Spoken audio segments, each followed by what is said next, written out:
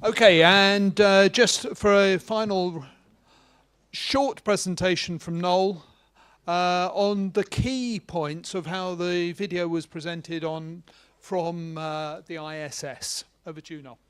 Okay, so last session of the day, I'm going to run through it fairly quickly because we do have we're not sure how drop dead it is, but we think 5 o'clock we've got to really be out of the building by 5. So a lot of you are aware that some of the BATC guys were part of the Tim Peake Principia mission earlier this year, and we thought it would be useful just to give a quick overview and not so much go into what the mission, how we did it and what the pictures were, but how we did it rather than some of the other stuff. The Principia mission was part of the overall ARIS program. ARIS stands for Amateur Radio on the ISS, and they coordinate all the formal amateur radio activities on the ISS. When Tim Peake went up, there was the UK Space Agency and ARIS saw that as an opportunity to do direct contacts in schools. As part of a process, 10 schools were chosen, and because we were conned by Graham Sherville, 8 of us toured the country for 3 months earlier this year. And when we say tour the country, that's exactly what we mean. I mean, we went all over the place. And unfortunately, we didn't do it in an organised manner. We were up and down like nobody's business. And that's actually relevant to what I'm about to talk about in a moment.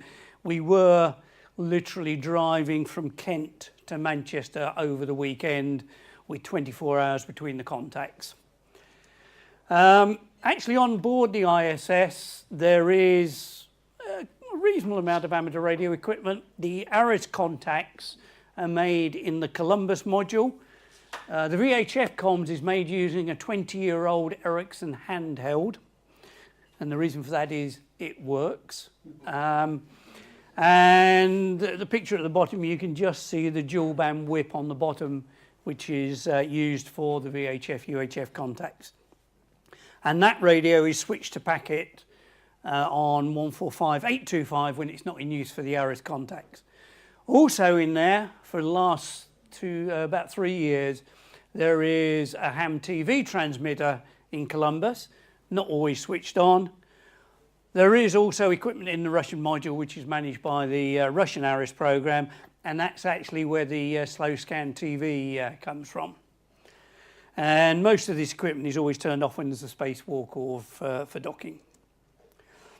So VHF comms, one slide on this because it's easy, boring. Well, didn't prove as easy as we thought it might at times, but basically it was a 10XY on the top of John's 80-foot tower that he towed around the country. TS2000 running half duplex, and no, we can't tell you the other end of the duplex. 145.800 if you want to listen. Transmit is on a different frequency. And the azimuth and elevation was tracked using the PST rotator software. But as I say, not really here to talk about that. The picture was taken in Wales. You can tell it's raining because it was Wales.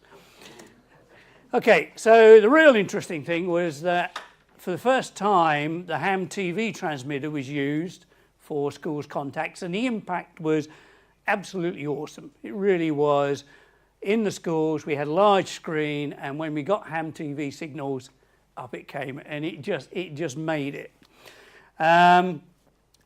It's an SR system on the ISS with a 20-watt PA and dual-band patch antennas. There are some quirks with the SR systems system, which I'll talk about shortly. The receive systems we took. Oh no, it's the famous white Land Rover again. We took the white Land Rover to give local receive at all the schools. We felt it essential to have receive equipment at the school so it didn't appear as if it was just coming over the internet like Skype. And we also had the backup receive system at Goonhilly, the 3.8 metre dish. If you want to know more details about the overall project, TX Factor 10 and 11 did a really good video production job talking about both Goonhilly and a typical contact. Receiving the ISS, well, you guys can do it. Everybody can do it. HamTV can be received on a 60 centimetre dish lying on its back. Can't it, Dave?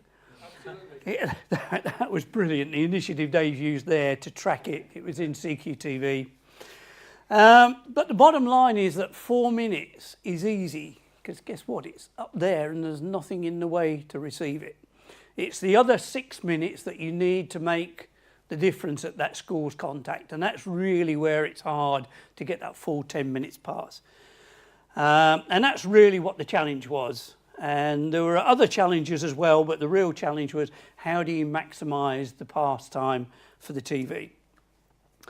So the challenges were, well, actually, the link budget wasn't proven. The HamTV signal only had seen video on it once before, and we really set the goal to try and get at least 7 minutes video, and more than that if possible.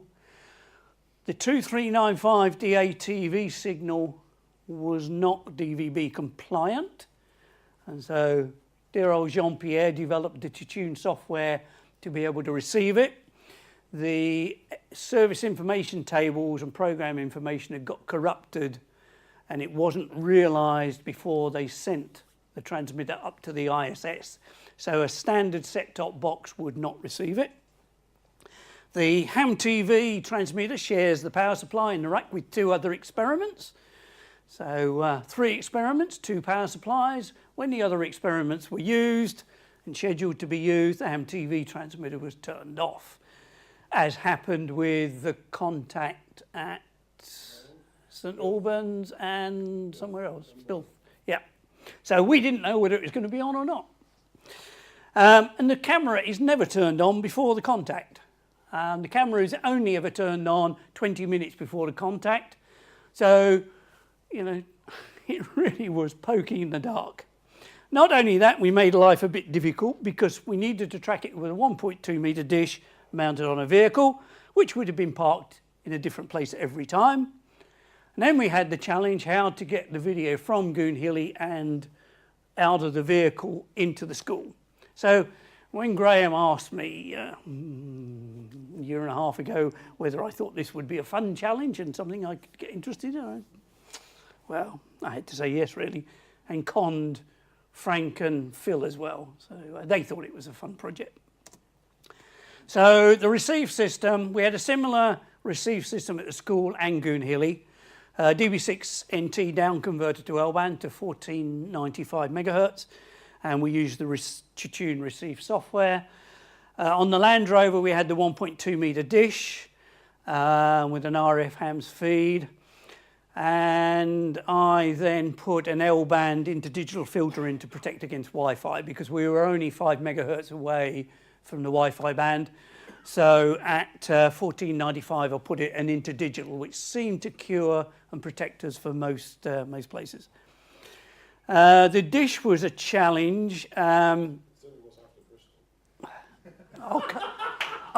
come to that. sorry, Jack, in joke.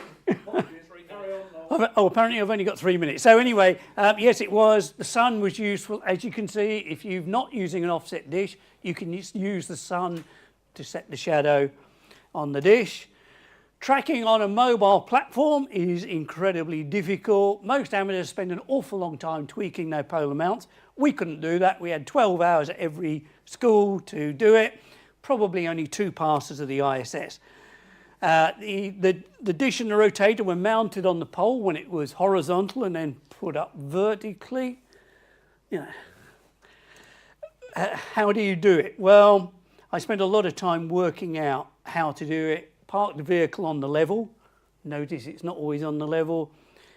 Assemble the dish feed with a laser. Calculate the angle that the dish is parked, the vehicle is parked at. Set the rotator to that angle, and not the inverse, which I did on a couple of occasions. Mount the dish on the cross pole, check the angles, and raise the mast. In fact, it looks something like this. So you park the dish, park the Land Rover at whatever angle, put the dish and the rotator on the pole. If you now look at it from the back, it looks something like that. So then we raise it, And of course, then the dish is now pointing vertically, but hopefully it's pointing in the right direction. And you end up with it. So you should be able to track it. Well, did it work?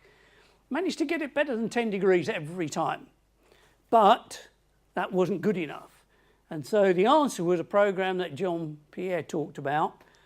We used sun noise at every venue to really fine-tune the alignment of the dish.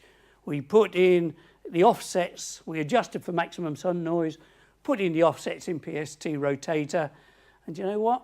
It tracked it at every school. So pretty phenomenal really that we did get that accuracy at every venue. We got 5 minutes video at most venues. Sun noise measurement, Jean-Pierre's already talked about it. We did it on Goonhilly as well.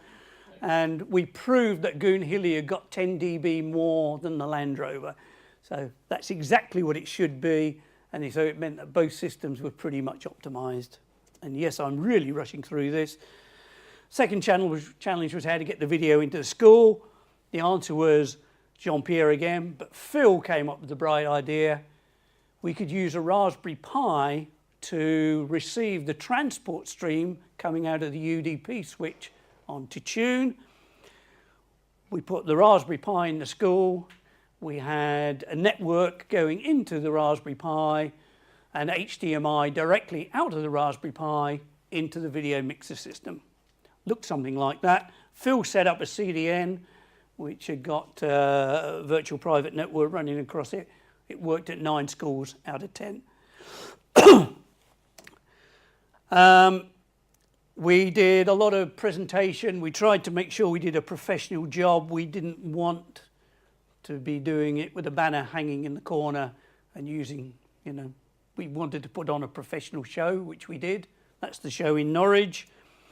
Dear old Frank was there. We probably had more equipment on the streaming setup than we did actually for the radio contact.